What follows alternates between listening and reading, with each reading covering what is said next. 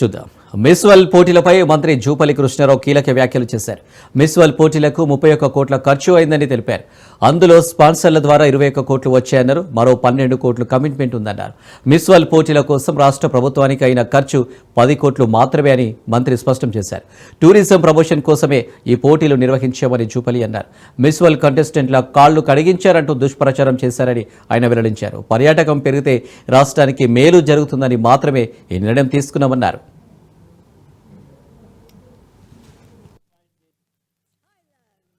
ఒక్కో అందాల బామకు 30 తులాల బంగారం. 30 తులాలు కాదు కదా, 3 గ్రాములను ఇచ్చిండ్రా అంటే ఎంత దుర్మార్గం. పార్టీ అధ్యక్షులు కావచ్చు, కేటీఆర్ కావచ్చు, 6 ఫీట్ల ఆదానుభావుడు హరీష్ రావు కావచ్చు, 10 సంవత్సరాలు మంత్రులుగా ఉన్న వాళ్ళు ఇటువంటివి ఆరోపణలు చేసి ప్రజలను మీ పత్రికల ద్వారా మీరు అపాయింట్ చేసినటువంటి సోషల్ మీడియా నెలకు ₹1 కోట్ల జీతాలు ఇచ్చి సోషల్ మీడియా ద్వారా మీరు ప్రచారం చేయించుకుంటా ఉన్నారు. అంటే పూర్తి పచ్చి అబద్ధాలు. మిస్ వరల్డ్ లో పాల్గొన్నటువంటి ఒక మహిళకు చెంపుతో కాళ్ళు కడుతున్నాడు కనపడతా ఉంది. ఏదైనా దాచిపెట్టలేదు. మొత్తంగా అక్కడికి 33 మంది వెళ్తే 32 మంది వాళ్ళ కాళ్ళు వాళ్ళే కడుక్కున్నారు. ఒక ఆమెకు చెంపిచ్చింది. ఆ మహిళా సంఘంలో ఉంటే చిన్న ఎవరో మహిళ చెంపిస్తే ఆమెకేమో అర్థం కాక చూస్తూ ఉన్న సందర్భంలో, అంటే కొందరు తెలియదు కూడా, అంటే మన సంప్రదాయం తెలియదు. అప్పుడు ఆ టైంలో అక్కడ ఉన్న మహిళ చెంబుతో కాళ్ళు కడిగింది. అంటే ఇది ఒక చిన్న సంఘటన. ఇదేవో మొత్తం టోటల్ గా తెలంగాణ సంస్కృతిని మొత్తం తాకట్టు పెట్టిండ్రు, కాళ్ళు కడిగిండ్రు అనేటువంటి మాట మాట్లాడితే ఈ అంశాలు చూపించి మరి గొప్పగా చదివినటువంటి ఐఏఎస్ అధికారి కేసీఆర్ కాళ్ళు కడిగినప్పుడు కాళ్ళు కడగమని చెప్పిండు ఆ కేసీఆర్ వెంకటరామరెడ్డికి. ఎన్నో దేశాలు పోటీ పడ్డాయి. అటువంటిది మన రాష్ట్రానికి వచ్చినప్పుడు ఎందుకోసం ఇది? తెలంగాణ టూరిజం ప్రమోషన్ కోసం. ఇలా ప్రపంచాన్ని ఇక్కడ రప్పించి అతి తక్కువ అసలు ఖర్చు లేకుండా చేసినప్పుడు ఇంత గొప్ప మనకున్నటువంటి వనరులు కావచ్చు, మనకున్నటువంటి దేవాలయాలు కావచ్చు, కట్టడాలు కావచ్చు, ప్రాచీన శిల్ప సంపద కావచ్చు, హెరిటేజ్ బిల్డింగ్స్ కావచ్చు, వీటన్నిటి కూడా ప్రపంచ దృష్టిని ఆకర్షించే కార్యలు చేస్తాం. శవాల కాడ పేరాలంటగా ప్రతి దానిలో కూడా రాజకీయ లబ్ధి చూడాలంటే ఆలోచనతో తప్ప ఇంకొకటి ఉందా వీళ్ళు మాట్లాడిన దానిలో? ఉత్తమ్ కుమార్ రెడ్డి కీలక వ్యాఖ్యలు చేశారు. బనకచెర్లను తాము వ్యతిరేకిస్తున్నామన్నారు. ఏపీ బనకచెర్లను అడ్డుకోవడానికి అన్ని ప్రయత్నాలు చేస్తామని ఉత్తమ్ అన్నారు. ఈ విషయాన్ని కేంద్ర జలశక్తి మంత్రి సిఆర్ పాటిల్ దృష్టికి తీసుకెళ్లామన్నారు. తమ అభ్యంతరాలు కేంద్రానికి తెలియజేశామని, ఇంకా ఎన్ని ప్రయత్నాలు చేయాలో చేస్తామన్నారు. మరో 2 రోజుల్లో వివరాలు వెల్లడిస్తామని ఉత్తమ్ కుమార్ రెడ్డి ప్రకటించారు. భూ సమస్యల పరిష్కారం కోసం ఇబ్రహీంపట్నం ఆర్డీఓ అనంతరెడ్డి రెవెన్యూ సదస్సులు నిర్వహించారు. గ్రామాల్లో భూ సమస్యల పరిష్కారం కోసం భూభారతి రెవెన్యూ సదస్సులు గ్రామాల్లో నిర్వహిస్తామని ఆయన స్పష్టం చేశారు. రంగారెడ్డి జిల్లా ఇబ్రహీంపట్నం, మంచాల, యాచారం, అబ్దుల్లాపూర్ మేటు మండలాల్లో పలు గ్రామాల్లో జరుగుతున్న రెవెన్యూ సదస్సులను పరిశీలించారు. గ్రామాల్లో ఉన్న చిన్న రెవెన్యూ కార్యాలయాల వద్దకు రాకుండా ఇక్కడే సమస్యలను పరిష్కరిస్తామన్నారు. నోటీసు ఇవ్వాల్సి ఉన్న సమస్యలను నోటీసులు అందించి త్వరలో పరిష్కరిస్తామన్నారు. ఈ రెవెన్యూ సదస్సులను రైతులు, భూ యజమానులు సద్వినియోగం చేసుకోవాలని సూచించారు.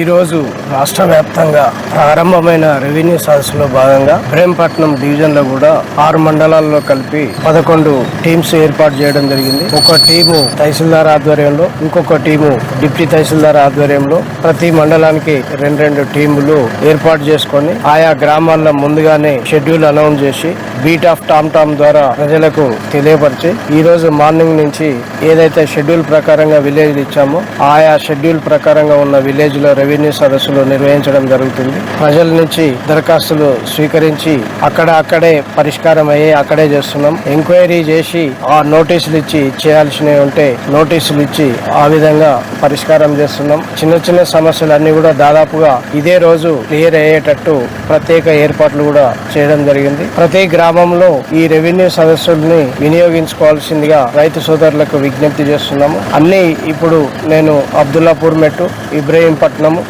సందర్శించడం జరిగింది. మంచాల కూడా ఈ రోజు ఇక్కడ తిప్పాయిగూడలో రెవెన్యూ సదస్సులో పార్టిసిపేట్ అయినాం. రైతులు వారి యొక్క సమస్యలని వచ్చి చెప్పుకోవడం జరుగుతుంది. ఈ యొక్క రెవెన్యూ సదస్సులకు అద్భుతమైన రెస్పాన్స్ ఉంది. 23వ తారీఖు వరకు కంటిన్యూ చేసి ఛాయాశక్తుల ఇక్కడ సమస్య పరిష్కారం అయ్యేది ఉంటే ఇక్కడికిక్కడే పరిష్కారం చేయడం జరుగుతుంది. కాబట్టి ఇంకా ఎవరైనా మిగిలిపోయిన వాళ్ళు ఉంటే ఆయా రెవెన్యూ సదస్సులని సద్వినియోగం చేసుకోవాల్సిందిగా కోరుతున్నాను. ఓయూ ఆవరణలో ఆద్యకళ మ్యూజియం ఏర్పాటుకు అందరూ సహకరించాలని ఎమ్మెల్సీ కోదండరాం పిలుపునిచ్చారు. కొంతమంది అపోహలతో ఆద్యకళ మ్యూజియం నిర్మాణం చేయకూడదని అడ్డుకోవడం శోచనీయమని ప్రముఖులు అభిప్రాయపడ్డారు. రాష్ట్రపతి ఆద్యకళ మ్యూజియాన్ని రాష్ట్రపతి భవన్లో ఏర్పాటు చేయమని అడిగారని, ఫ్రాన్స్ వారు కూడా తమ దేశంలో మ్యూజియాన్ని ఏర్పాటు చేయమని అడిగిన మ్యూజియం కేవలం తెలంగాణలోనే ఏర్పాటు చేయాలని ప్రొఫెసర్ జయదేరు తిరుమలరావు సంకల్పించారన్నారు. కాబట్టి అపోహలకు తావివ్వకుండా ఓయూ విశ్వవిద్యాలయంలోనే మ్యూజియం ఏర్పాటుకు అందరూ సహకరించాలని విజ్ఞప్తి చేశారు. క్షేత్రపట్నం ఫీల్డ్ స్టడీస్ చేస్తూ ముఖ్యంగా గిరిజన ప్రాంతాల్లో, తెలంగాణ సరిహద్దుల్లో ఉండే ఆదివాసీ ప్రాంతాల్లో, ప్లస్ తెలంగాణ మారుమూల గ్రామీణ ప్రాంతాల్లో ప్రజల జీవితంలో వాళ్ళు వాడుకుంటూ ఉన్న వస్తువులని, అంటే అంతరించిపోతున్నాయి అవన్నీ, వాటిని అట్లా కాకుండా కళాకృతులని, సంగీత పరికరాలని, వాళ్ళ దగ్గర ఉన్న రాత పరికరాలని, ఇటువంటి విశేషాలను ఆయన సేకరించారు. ఆ సేకరణ దాదాపు 5,000 పరికరాలు ఆయన ఇప్పటిదాకా సేకరించారు. అది ఆయన ఒక్కడు తన ఇంట్లోనూ పెట్టుకోలేడు, ఇంకో చోట ఎక్కడ పెట్టడానికి ఆశ్రయం లేని పరిస్థితుల్లో దానికి ఒక మ్యూజియం ఏర్పాటు చేయాలనే ఆలోచన వచ్చింది. ఆయన తను సేకరించిన వాటిని రకరకాల చోట్ల ప్రదర్శనలు పెట్టారు. ప్యారిస్ లో, ఫ్రాన్స్ దేశానికి వెళ్లి అక్కడ కూడా కొన్ని నమూనా పరికరాలని ప్రదర్శనలో పెడితే అక్కడి పరిశోధకులు చూసి దాని వల్ల ఇంప్రెస్ ఇక్కడ మ్యూజియం పెట్టొచ్చు కదా అని వాళ్ళు అడిగారు. కానీ తిరుమలరావు గారు అది భారతదేశంలోనే, మన తెలుగు ప్రాంతాల్లోనే, మన తెలంగాణలోనే ఈ మ్యూజియం ఉండాలి అనే ఉద్దేశంతో దాదాపు కొన్ని నెలల పాటు అక్కడ ప్రదర్శనలు, ఇప్పటికి కూడా ఒక గదిలో రాష్ట్రపతి భవన్లో అది ప్రదర్శనలో ఉంది.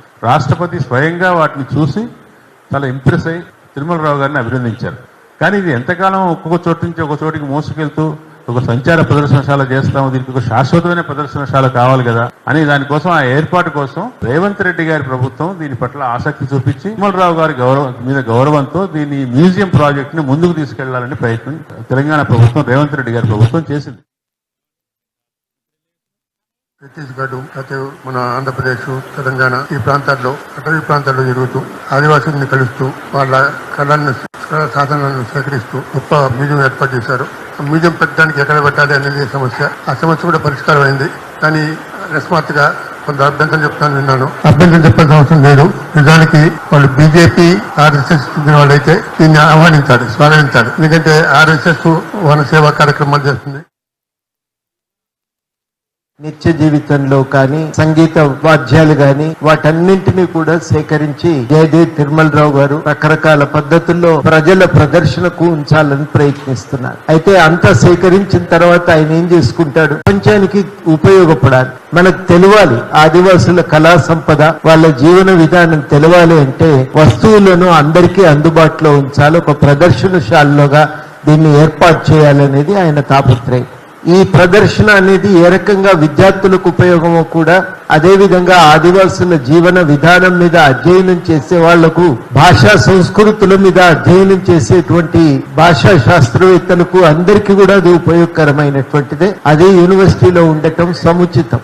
అతి కష్టం మీద దానికి ఒక నివాసం చెప్తున్నారు. రాష్ట్రపతి గారు కూడా దాన్ని చూశారు. ద్రౌపది ముర్ము గారు రాష్ట్రపతి నిలయంలోనే పెట్టుకుంటాం, ఇచ్చేయమని అన్నారు వాళ్ళు. కానీ ఇది ఢిల్లీలో కాదు, ఫ్రాన్స్ వాళ్ళు చూసి మా దేశంలో పెట్టుకుంటున్నారు. దీని అవసరం హైదరాబాద్ లో ఉంది, అందుబాటులో ఉండాలనే ఆలోచనతో మరి తిరుమలరావు గారు హైదరాబాద్ లోనే ఒక మ్యూజియం ఏర్పాటు చేయాలనుకున్నారు. అటువంటి ఒక మ్యూజియం మరి యూనివర్సిటీలో రావటం చాలా సంతోషదాయకం. అది యూనివర్సిటీకి, అటు ప్రపంచానికి మధ్య వారధిగా ఉండగలుగుతుంది.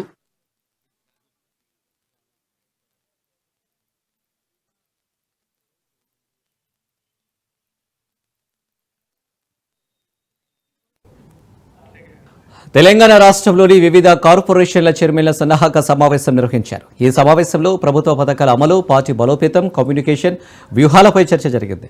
ఈ సందర్భంగా చైర్మన్లు ఇటీవల రాష్ట్ర కాంగ్రెస్ వ్యవహారాల ఇన్ఛార్జ్ మీనాక్షి నటరాజన్ 1-2 నిర్వహించినందుకు కృతజ్ఞతలు తెలిపారు.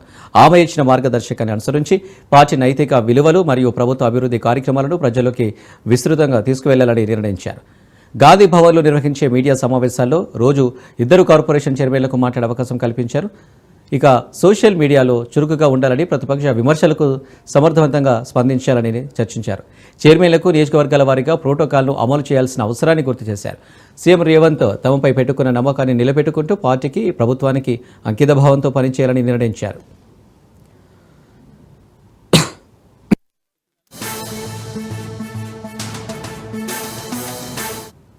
కేసీఆర్కి కాళేశ్వరం కమిషన్ నోటీసులు ఇవ్వడంపై తెలంగాణ జాగృతి భగ్గుమంది. తెలంగాణ జాగృతి ఆధ్వర్యంలో రేపు మహాధరణ చేపట్టనున్నారు. గోదావరి నీళ్లను ఒడిసి పట్టి నెర్రెలు బారిన తెలంగాణ నేలను సస్యశ్యామలం చేసిన కేసీఆర్కి కాంగ్రెస్ ప్రభుత్వం కుట్రపూరితంగా నోటీసులు ఇచ్చారని జాగృతి అధ్యక్షురాలు కవిత మహాధరణకు పిలుపునిచ్చారు. తెలంగాణ జాగృతి తలపెట్టిన మహాధరణకు రాష్ట్రం నలుమూలల నుంచి కేసీఆర్ అభిమానులు, జాగృతి శ్రేణులు పెద్ద ఎత్తున తరలి రానున్నారు.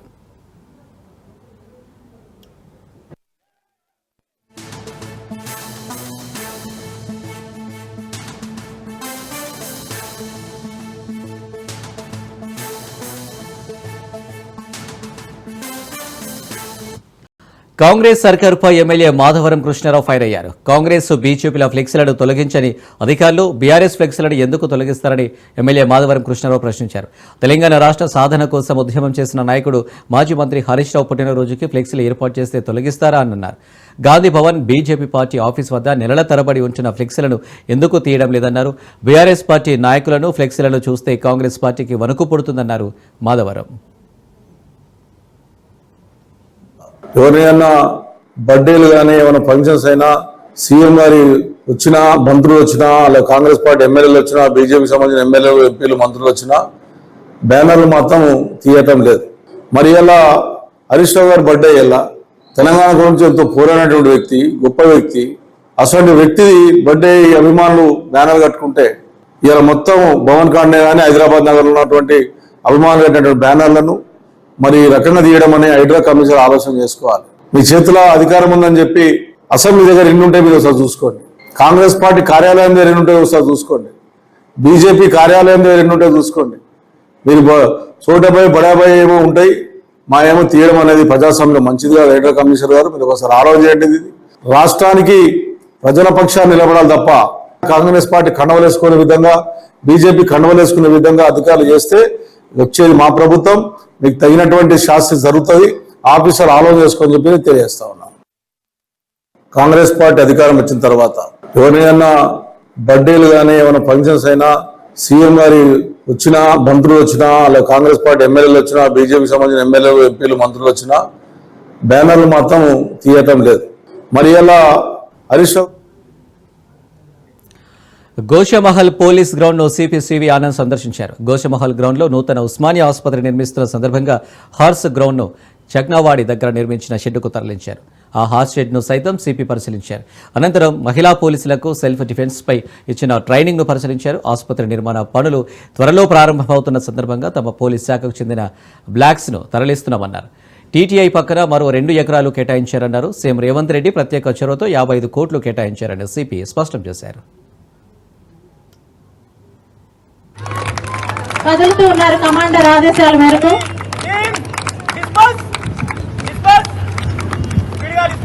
ఇప్పుడు డిస్పర్స్ అయిపోయారు సార్. మాపు ఎంత అగ్రెసివ్ గా ఉన్నా సరే, మాపు చాలా అగ్రెసివ్ గా ఉన్నారు. అయినప్పటికీ ఏపీకి ఎలాంటి అపాయం కలగకుండా సేఫ్ గా ప్రొటెక్ట్ చేస్తా ఉన్నారు. ఫామ్ అయిపోయారు సార్. అలానే సేఫెస్ట్ నియర్ లో ఎక్కడ ఉంది అని చెప్పేసి సేఫ్ ప్లేస్ తీసుకెళ్ళడానికి మూవ్ అవుతా ఉన్నారు సార్. కదులుతూ ఉన్నారు కమాండర్ ఆదేశాల మేరకు.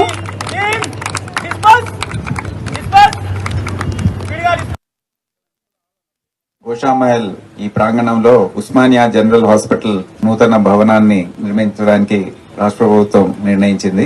ఏదైతే మా కాంప్లెక్స్ ఇక్కడ ఉండిందో 11.5 ఎకరాలు కాంప్లెక్స్ ఏదైతే ఉందో అక్కడ కేటాయించడం జరిగింది. ఆ హాస్పిటల్ నిర్మాణ పనులు తొందరలో ప్రారంభమవుతాయి. అక్కడ ఉన్న మా ఫెసిలిటీస్ కొన్ని Hyderabad city police, state police సంబంధించిన యూనిట్స్ ఇక్కడ పనిచేస్తా ఉన్నాయి. కొన్ని రోజుల క్రితం డాగ్ స్క్వాడ్స్ ఏవైతే ఉన్నాయో, కెనైన్ స్క్వాడ్స్, అవన్నీ కూడా మేము బేగంపేటలో 3 క్వార్టర్స్ బ్లాక్స్ ఏవైతే ఉన్నాయో అవన్నీ రిపేర్ చేసి డాగ్స్ కి సరిపోయేటట్టు దాన్ని తయారు చేసి అక్కడ షిఫ్ట్ చేయడం జరిగింది. ఏవైతే హార్స్ స్టేబుల్స్ ఉన్నాయో ఆ ముందున్న ప్రాంతంలో అవి టెంపరీగా ఇక్కడ స్టేబుల్స్ అనేది నిర్మించి అవి ఇక్కడ ఈ రోజు షిఫ్ట్ చేయడం జరిగింది.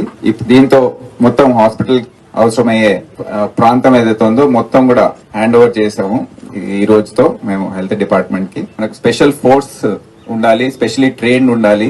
వారికి ఏ విధంగా హ్యాండిల్ చేయాలో, టెక్నిక్స్ ఏంటి, సెల్ఫ్ డిఫెన్స్ లో ఏంటి, లిఫ్టింగ్ లో ఏంటి, ఏం చేయాలనేది వారికి ట్రైనింగ్ ఇస్తే గానీ మనము ఇది అధిగమించలేమని ఆ రోజు నిర్ణయం తీసుకోవడం జరిగింది. Swat team, Swift women action team అనేది ఒకటి మేము క్రియేట్ చేశాము. స్వాట్ ఇప్పటి నుండి దాని రెఫరెన్స్ అనేది మేము ఇప్పటి నుంచి స్వాట్ టీమ్ పంపించండి అంటే వీరు వెళ్తారు. తెలంగాణ ప్రభుత్వం జూన్ 18 లోపు నిరుద్యోగులకు జాబ్ నోటిఫికేషన్లు విడుదల చేయకపోతే 18వ తేదీన ఆమరణ నిరాహార దీక్షకు కూర్చుంటానని నిరుద్యోగ జేఏసీ చైర్మన్ మోతీలాల్ నాయక్ రాష్ట్ర ప్రభుత్వాన్ని హెచ్చరించారు. ఈ మేరకు తెలంగాణ రాష్ట్ర ప్రభుత్వం జాబ్ నోటిఫికేషన్లను తక్షణమే విడుదల చేయాలని డిమాండ్ చేస్తూ మోతీలాల్ నాయక్ ఆధ్వర్యంలో ఓయూ మెయిన్ లైబ్రరీ నుంచి ఆర్ట్స్ కళాశాల వరకు నిరుద్యోగులు పెద్ద ఎత్తున ర్యాలీ నిర్వహించారు. తెలంగాణ ప్రభుత్వ ఆవిర్భావ దినోత్సవం రోజున జాబ్ నోటిఫికేషన్లు విడుదల చేస్తుందని నిరుద్యోగులు వేచి చూస్తున్నారు. వెంటనే అన్ని నోటిఫికేషన్లను విడుదల చేయాలని డిమాండ్ చేశారు. లేదంటే పెద్ద ఎత్తున ఉద్యమం చేస్తామని హెచ్చరించారు. ఈసారి చచ్చేదా, ఉద్యోగ నోటిఫికేషన్ వచ్చేదా తేల్చుకుంటామని అన్నారు.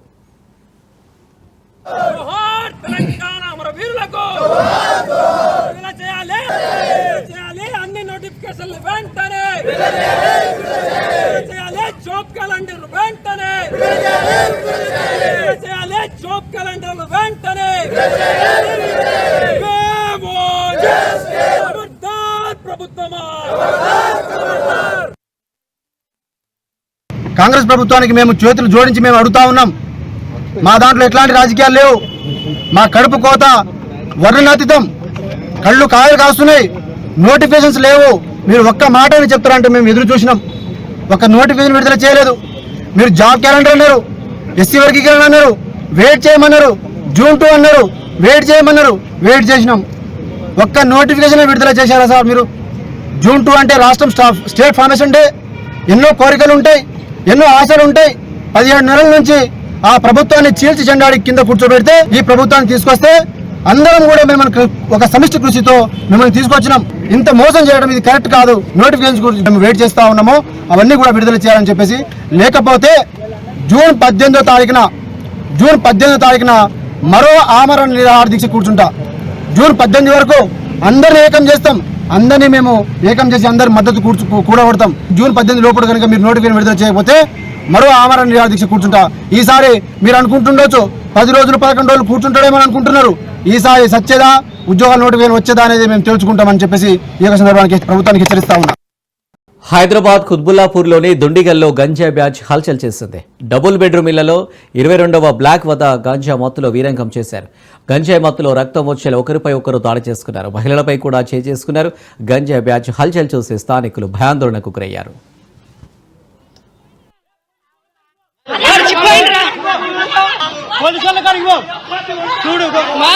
చచ్చిపోయిండు మంకాలు కలిపేసిరాండి బయట పట్టుకొని నీకు నేను చెప్పినాను. నా మీరు ఎత్తినావు కర్ర ఎత్తినావు నా మీరు ఎత్తినావు ఇష్టాచారంగా కొట్టిర్రు మీరు అబ్బాయిని చంపేసిన వాడిని ముగ్గురు కలిపి